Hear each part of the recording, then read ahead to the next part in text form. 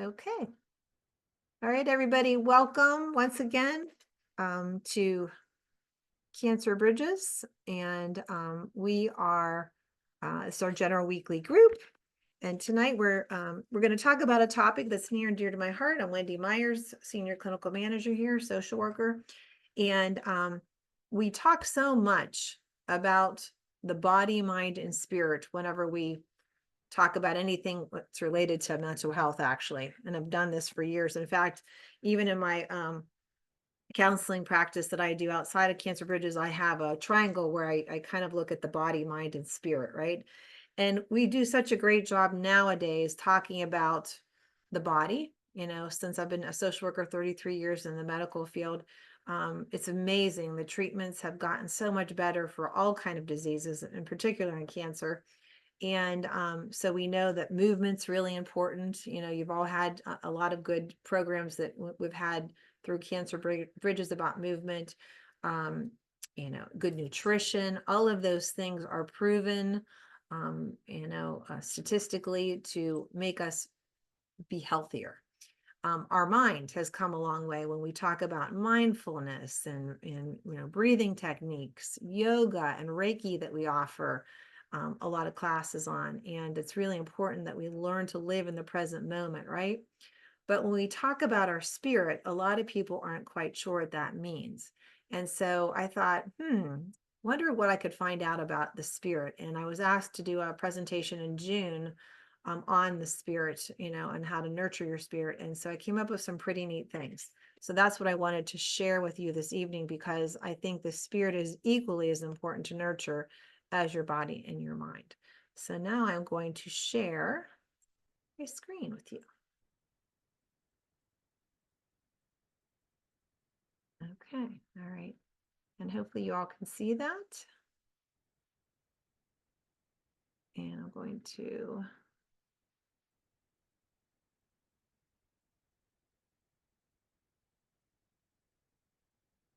oh,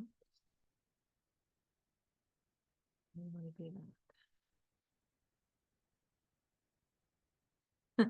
I hit something I didn't want to hit. Okay, here we go. All right, can everybody see that? I hope. I'm pretty sure you can. So this is entitled Awakening Your Inner Spirit. So we start off with your body, mind, and spirit here. The body. Once again, we focus on the physical wellness according to our physical person, which involves that movement, nutrition, even hydration. A lot of us need to hydrate. We don't even realize that. Personal hygiene is really important. We work on the preventative parts of, when we go to the dentist and the eye doctor and your PCP for checkups. Restorative, we have a lot of physical rehab. There's PT and occupational therapy and cognitive therapy. Those are important. And then, of course, all of your active medical treatments that you're currently going, through. That mind, we focus on our brain function and how we process our thoughts and feelings, and using that mindfulness, massage, yoga, Tai Chi, Reiki, meditation, cognitive behavioral therapy. Those are all the mind. The body, this is the spirit. This is not as clear cut as our body and mind, and not talked about or regularly focused on as part of a wellness program, but it should be. Our spirit is actually housed in our human hearts, both physically and emotionally. We need to understand better how to nurture it so we can also, feel better about what we also know as our souls. So when we think about, I don't know if any of you, know anything about the chakras, right? The chakras are kind of a set of receptors that we have start from our head to our toes. And they're used a lot in the practice of mindfulness and energy medicine. And the chakras go right down through the heart. And the heart is really where we house a lot of our feelings. And in a lot of mental health work, particularly grief work, we always say that people try to intellectualize grief. We try to think about it and process it in our minds, make sense of it. Even with a cancer diagnosis, right? You're trying to process that. You're thinking about, how does this make sense? What caused this? Using those cognitive tools. But what what helps us, what we really need to focus on is our hearts and our feelings. And so this is one part that we really want to look at. So when I looked up what is your spirit, I was fascinated by how many different definitions and websites that pulled up with this explanation of, a definition of what is your spirit. And I love that there was an inner spirit and an outer spirit. And if there's anything you take away from this talk this evening, it is these two definitions, because I think they really kind of illustrate what the spirit is, and educate you a little bit more about it, so you can help to improve it. So the inner spirit is defined, it's a higher consciousness that resides in any physical being, humans, animals, plants. All of those are living, anything that's living or physical being. Humans have the capacity to comprehend it through intelligence, wisdom, and the spiritual experience. The more we move our attention to its presence, the more our awareness of it grows. It is omnipresent, but our inclination to the ego overshadows our realization of its voice. So a lot of times when we try to listen, when our feelings start to come out, right? We physically can feel those feelings, whether it's anger or sadness or um, um, what are some of the other ones? Anger, sadness, happiness. Those are feelings that we have, and we start to feel them, and then immediately we start to analyze them, right? They go right to that brain. And so, we want to not ignore that. We don't want it to go immediately to the brain. We just want to sit and feel it, right? Let those tears flow. I don't know how many people, I always find it, quite humorous, where people will sit in my office. And of course, I always have a Kleenex box with me, and people apologize for crying. And I said, oh, my goodness, if you can't cry with a therapist, who can you cry with, right? So it's important to allow yourself to feel those feelings, and not to allow the ego to take over, and say, whoop, wait, stop, I can't do that, right? Allow yourself to do that. So then what is the outer spirit? The outer spirit could be described as the aliveness that one feels due to any external motivating factor, like a favorable situation, a new experience. It is usually brought about by a surge of happiness inducing hormones. It can also be made a part of one's personality through internal efforts. So the outer spirit, can be described as having those things, like something happens on the outside, and I always like to think about happiness in terms of joy. Right. My husband and I have this standing kind of joke between us. And if any of you know the Jerry Maguire movie with Tom Cruise, he says to Renee Zellweger, I just want to make you happy. Right. And I'm like, well, somebody can't make you happy. You have to be able to find joy in whatever the happiness surrounding you is, so that, whatever the happy event, or the event that's outside you comes into you, that's how you internalize that outside stuff. And then that becomes the inner part of your inner spirit, and it feeds that inner spirit. But the outer spirit is there receiving all of that joy and happiness, and sometimes not the happiness. It receives sadness and pain, and whatever feeling that is coming in, that outer spirit kind of grabs it, brings it into the inner spirit.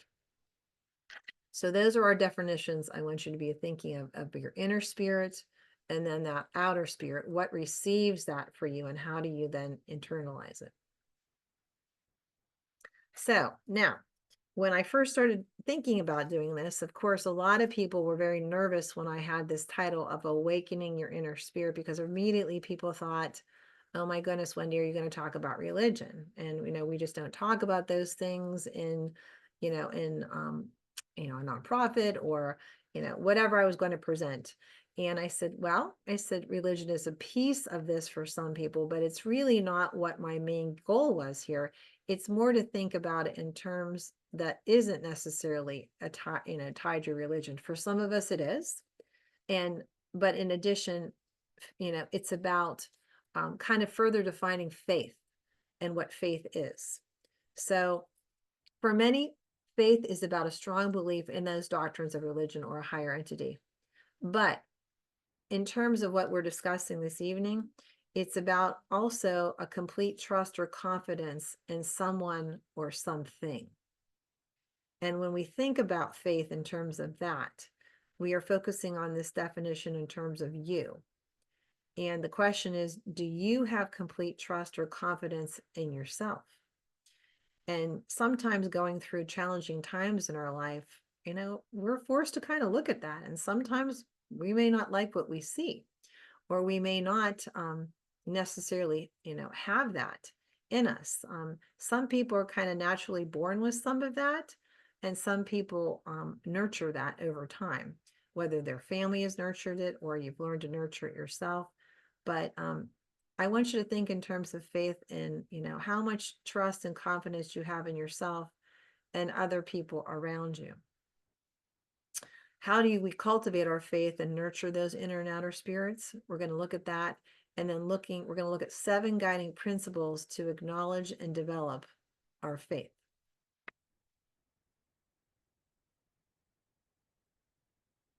Okay. So number 1, this first of those tools, right? The first tool we're going to use to cultivate and nurture our spirit is love. And a lot of these we're going to talk about, you're going to know some of these are going to be like, oh, okay, that makes sense. And some of this might even be validating. You might say to yourself, wow, I do a lot of these things, right? Or my family and I do a lot of these things. And so sometimes it's just nice to know that you're already doing these things, and it's really helping you, to be able to nurture that spirit. So everyone needs to practice self-love and self-validation for yourself and others, as this creates a sense of safety in your life. Self-love is defined as the regard for one's own well-being and joy, chiefly considered as a desirable rather than a narcissistic characteristic. I am always fascinated by how many people I meet that when I talk about this concept, they just can't get it. They just think that, oh my goodness, I have to think of everybody else before I think of myself, because that just seems, very narcissistic. That seems very selfish. And it's not. And I use the example of being on an airplane, right? Getting ready to fly somewhere, and you have the oxygen mask out, and they ask you, who should we put this on? And believe it or not, there are a lot of people who say, well, I put it on my elderly parent sitting next to me, or my child sitting next to me. And the answer to that is no, you have to put it on yourself to be able to put it on, the people that you love and care about that are around you. So self-love is so important. And dealing with illness, you're almost forced to look at this and to really understand it, see where you are on this, how well you do, and how can you learn to think of it in terms of self-care and being able to help others if you help yourself. Self-validation is the act of accepting our own internal experience, including our thoughts and feelings. So when I look at families and we talk about, how do we acquire safety in the life of children as well as adults, right? There are 3 things that we look at. We look at, is there love? Do you feel loved? And do you feel validated? And validated doesn't necessarily mean that everybody's agreeing with everything that you say and do, but it's more that somebody stopped enough to listen to me, to listen and say to me, well, I don't necessarily maybe agree with that, but I'm going to listen to you because, it's important. And if it's important to you, I'm going to listen, and, we're going to process this together. And the same thing for self-validation, that what you're thinking and feeling is very important, and I get this. In fact, on the way home, I was talking to a client in the car, and she was struggling with, she's really anxious and really overwhelmed, and she's coming out of the end of treatment and worried about recurrence, and she's not feeling well, and oh my gosh, is the cancer back? And she's worried about calling the doctor. She doesn't want to upset the doctor. She doesn't want the doctor to think she's overreacting. So we talked about, this is how she feels. She's worried, she's concerned. Wouldn't it be just helpful to call that doctor and have a conversation? And, I was trying my best to validate her and say, she has valid concerns, about how she feels. And so wouldn't it be better just to, talk to the doctor, and that was giving herself self-validation. It gave her that ability to say, I love and care about myself enough that I'm worried, and that maybe even just a phone call to the doctor will help me understand that I have nothing to worry about. So it's important to validate yourself and realize what you're thinking and feeling is real. And whether it be, something with your medical professionals or your loved ones, um, it's important to understand you are important to have those discussions. So then we come down to empathy versus sympathy. And those of you that know me will be like, oh gosh, Wendy, we talk about this all the time. But this is so important, right? And we need to understand that difference. And then we need to practice self-empathy and teach those around you how to support you and others.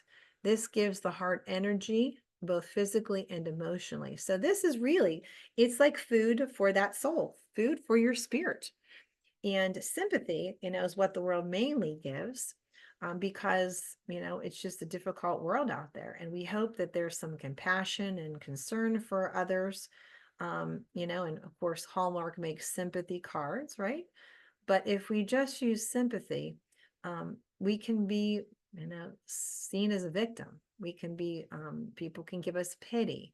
And that doesn't feel very good long term. Most people going through difficult times don't want to feel like a victim. And so if we just use sympathy, and that uses a lot of energy being a negative Nelly is what I call them, right? And empathy doesn't mean that you're going to be what I call Susie Sunshines.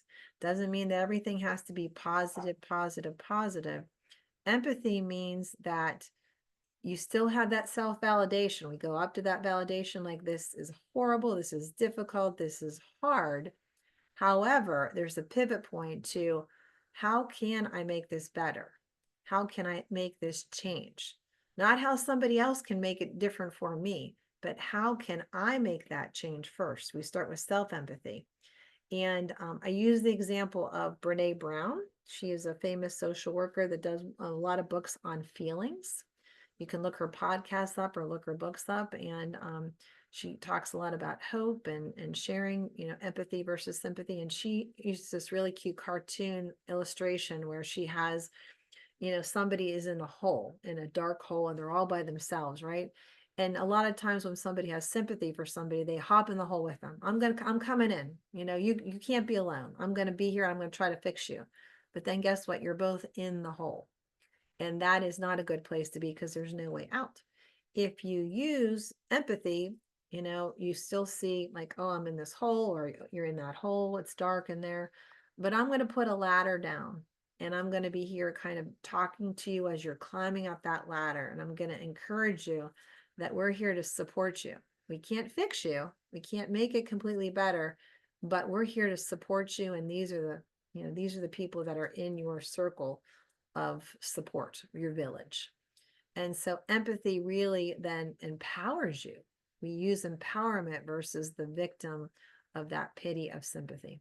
So empathy is a really important tool that is part of this love that we feel for ourselves. So we're looking at self-love, self-validation, and using empathy and teaching others how to give that to us as well. So the family needs triangle, looking at logistical and emotional needs focus. If these are met, then you feel a sense of peace and love in your heart. So when I do couples therapy and family therapy, I use a triangle. Here's your triangle, right? And you and that, whoever your significant other is or your family member, you're at the top of that triangle, right? And each of you have logistical and emotional needs in your lives, right? Logistical needs are, just basically things that you might need on, pick up the laundry or make dinner, or, those logistical needs of a life of, of your family life, or even with, a significant other.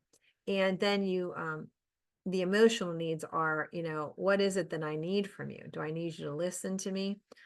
Do I need you to, talk to me about your feelings? And so it's that emotional need. A lot of times I'll do a love language survey with people, and because some people, respond to acts of service. Some people, like the physical touch, so it's kind of a fun, I always say, let's have fun with this. And we talk about, doing those love language things. And what is my love language? You'll be surprised. You might think you know what your love language is, or the love language of your, significant other, but sometimes you don't. And sometimes it's a surprise to be able to do those kind of exercises and then share those. So each of you at that top of that triangle have both of those needs, logistical and emotional needs. We determine those. And then we come down to that second tier of that triangle and we talk about communication. How do we communicate those needs? And so, sometimes communication is not just about how do I say this to somebody, but how are they receiving this information? How do they hear me? And then we come down to the bottom tier of that triangle, which is, your kids, your friends, your colleagues, et cetera, so that you have a nice healthy flow of that triangle. Many times I meet people that have inverted triangles. And we talk about those things up above here, and they're, it's all about taking care of other people. It's not about their own validation of how they're struggling, and they are using, not using that empathy. And so we have to kind of flip that triangle from upside down to right side up, looking at what your needs are. So that's a big one. Love is an important tool to nurture our heart. And all of these things we just talked about can help nurture that heart. So our second tool is grace. So this comes out of the self-love pillar as a necessary tool when we feel overwhelmed or that we, someone, or something has failed us. Failure is unavoidable. No one is perfect. We must learn to forgive ourselves and others. And this allows us to recognize that we are all human beings living in the world together. It has been clinically proven that practicing regular grace and forgiveness reduces stress and anxiety. If we hold on to emotional pain in your heart, it will affect both the body and the mind. And I've seen this. I've seen it actually, I work with some family members that have a loved one, with an illness, and they are struggling with being able to, they feel like they've, said something or done something and they just can't forgive themselves, and then they get sick. And so it's really important to give yourself grace, whether you're the caregiver and or you are the person going through your illness. It's a lot of times too, when you're going through any type of illness, when we face kind of our, we look back through our past and say would have, could have, should have, and we review our life. Sometimes, you review your life like it's a movie. You go back over things, and there are things that you really, aren't proud of or that were struggle. Those are the things also we have to talk about. Not for years, but for times. I always say to connect your dots and to say, I made these decisions then, and I made them with the best information I had at the time, and I feel bad about it. And that's where forgiveness just releases all of that physically and emotionally from the heart. And can't say enough about grace. Really important to be able to give yourself grace and others that take care of you, and vice versa. The next one is courage, right? And I just think this is so important. And Brene Brown quotes on the bottom there, courage starts with showing up and letting ourselves be seen. And that's the other thing too, I think is such a privilege for me to work with people, is that people become very vulnerable. Even people that never could feel comfortable being vulnerable with anybody. Illness has a way, aging has a way, trauma has a way of doing this to you, that you become very vulnerable. And it's scary. It's scary to be vulnerable, right? We all have fears. And we need that courage is needed to face all of the fears that we will encounter throughout our lifetime. Fears actually can be very paralyzing to both the body and the mind as we go into fight or flight. And what really happens in this whole thing with fear, and that's what happens with anxiety, right, is your cortisol levels rise in our body, and we enter the anxiety cycle, which can lead the heart to work harder. It beats faster, right? Slows our minds down to eventually feel like we should just give up, leading to depression.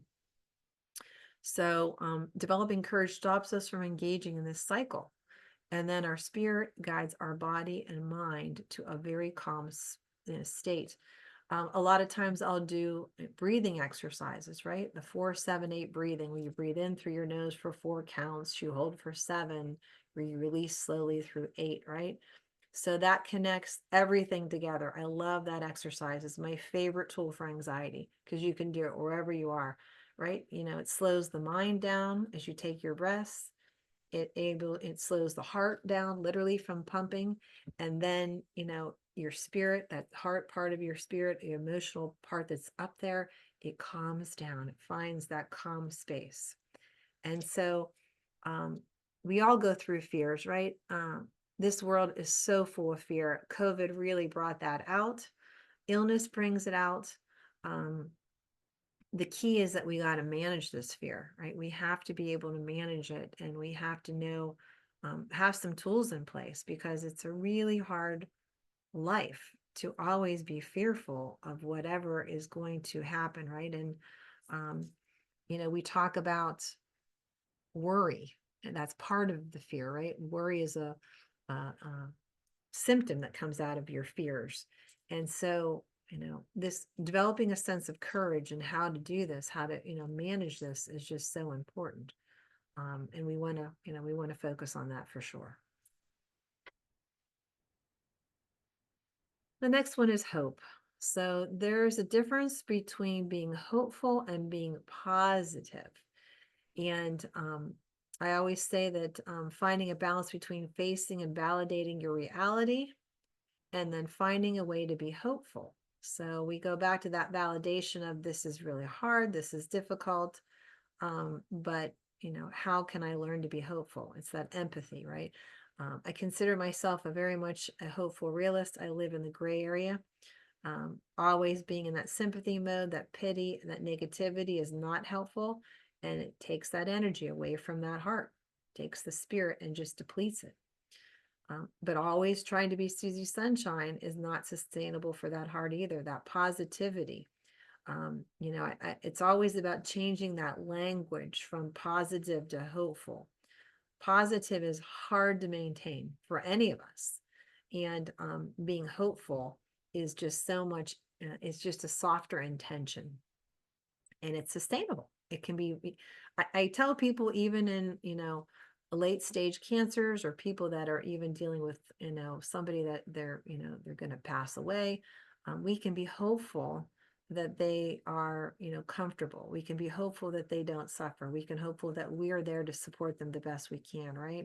It's hard to say we can be positive about a lot of these things when frankly they're just not positive. There's some hard things in life, right? And where none of us are promised a problem-free life. And I always joke, I had a client that was 88. I just shared this with a family today. This client of mine was 88 years old, and she said, Wendy, I never thought I would get sick. And I said, well, what did you think was going to happen? She said, well, I never thought about it. I just was, always just focused on the positive things in my life. And while that sounds like it's, wow, well, she lived to 88, when the end comes, whatever it is in your life, that's really hard. And you're going to have a lot of difficult things happen, in addition to everything you guys are dealing with now currently. And so, being hopeful is just a better way to navigate that for your inner spirit. And tools we needed to develop hope, right, as we focus on that self-empathy and a dash of gratitude, which leads to resiliency. And we're going to talk more about that as time goes on. So I like to consider myself a hopeful realist. We talk and validate the tough stuff, but we're always moving forward with hope. This is another one I found really helpful, is kindness, right? Oh my goodness. So the world needs so much more of this tool. I don't know about you all, but unfortunately, it seems to be the kind people stand out more now than not. Just because I'm not saying the world's full of unkind people, but there's just a lot more. When somebody's kind, it's just like, wow, you want to thank them, you just want to, you just have this hopeful kind of feeling towards, them and the world. So we need this. And we talk about that self-care again, putting your own oxygen mask on first, giving your permission to be idle. So this is another cool book that I just came upon this summer. A client recommended to me. It's called Do Nothing. It's by Celeste Headley, and it talks about the value of being kind to yourself by giving yourself permission to be idle. And what that really means, the book is interesting. It talks about in the first, couple chapters, the history of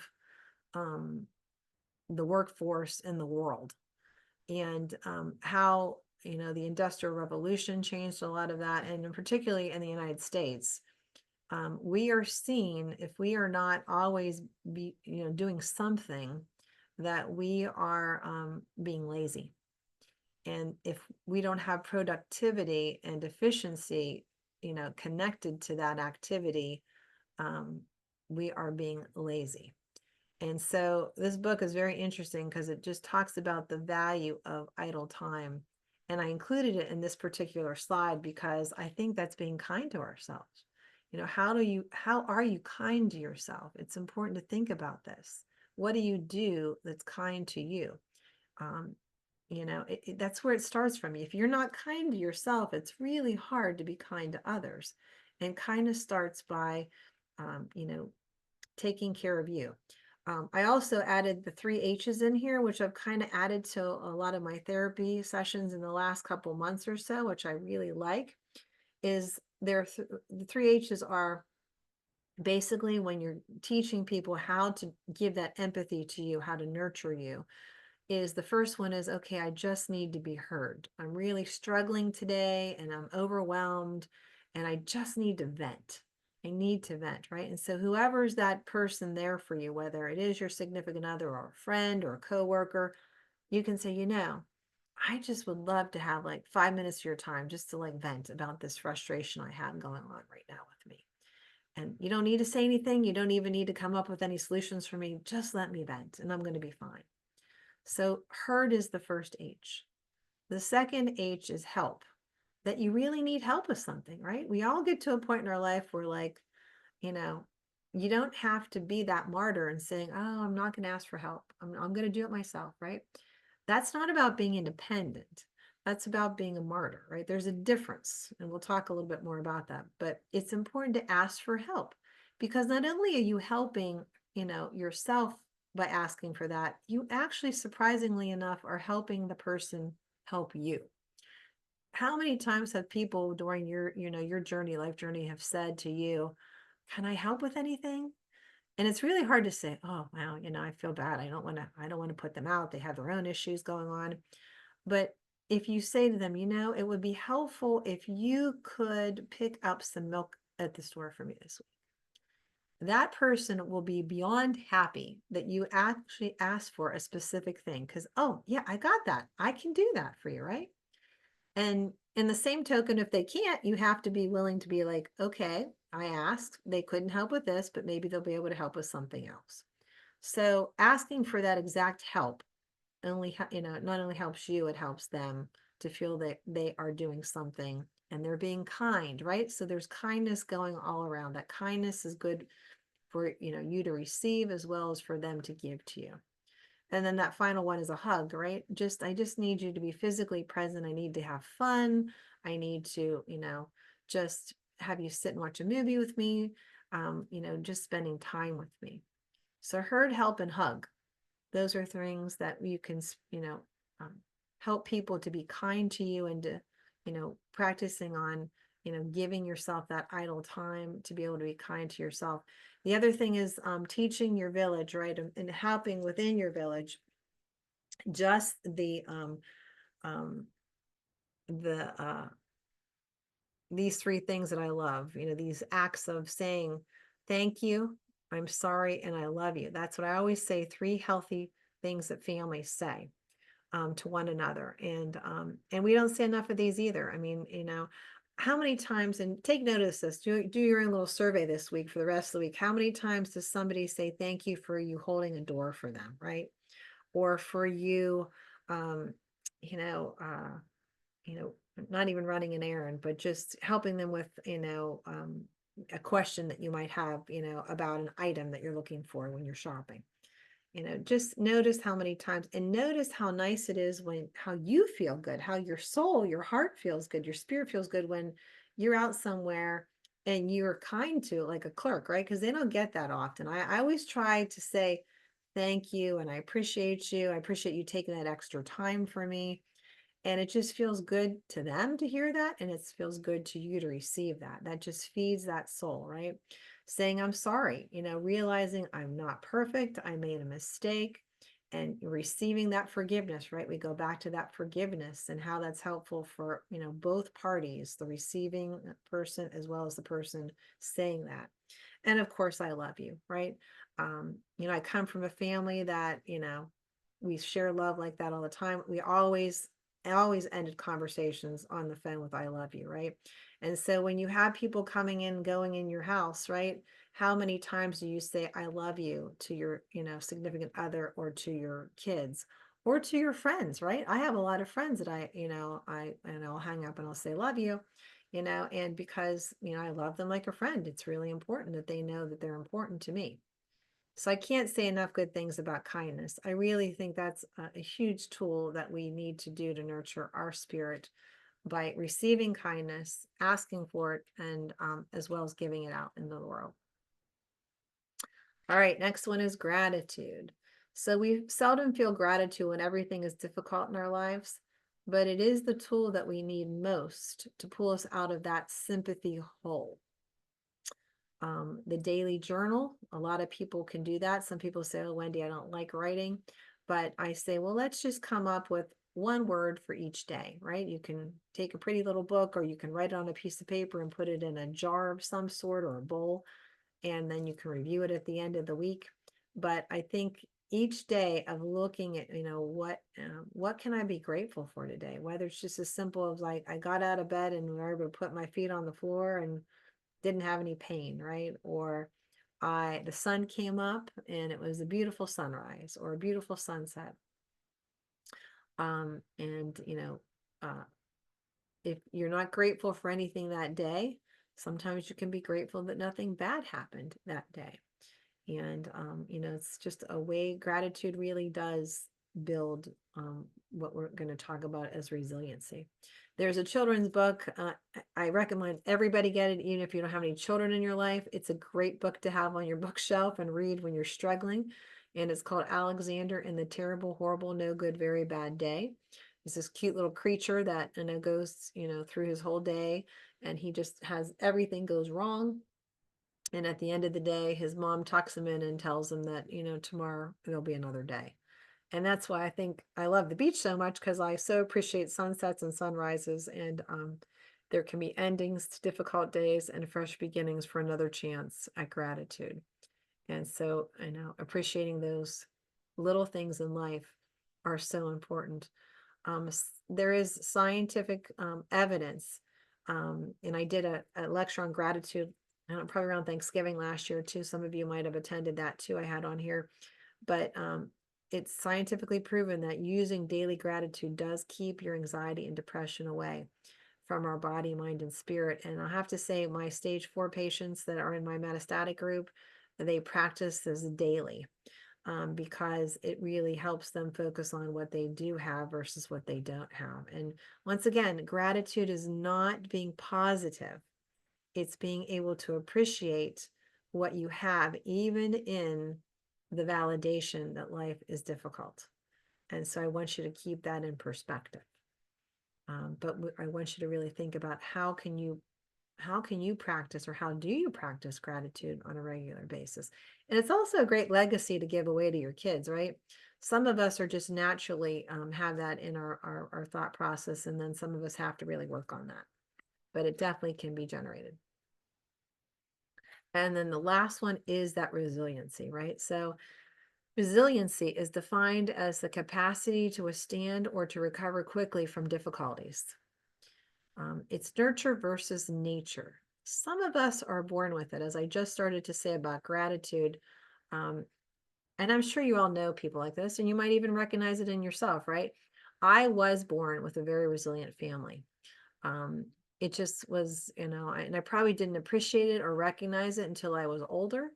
But my parents, they were able to talk about the hard stuff, but we always did pivot to, okay, what are we going to do about it? How are we going to get through this together?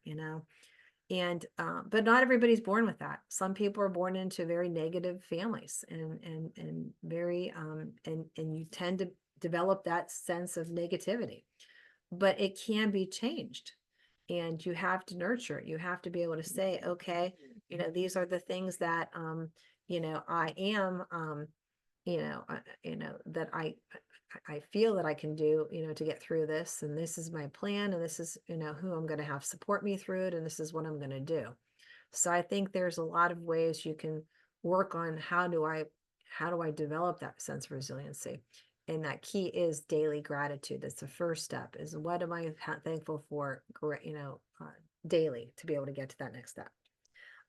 Does not matter, but practicing that daily gratitude and nurturing all of those three things, body, mind, and spirit, does develop this tool to help you navigate life's journey.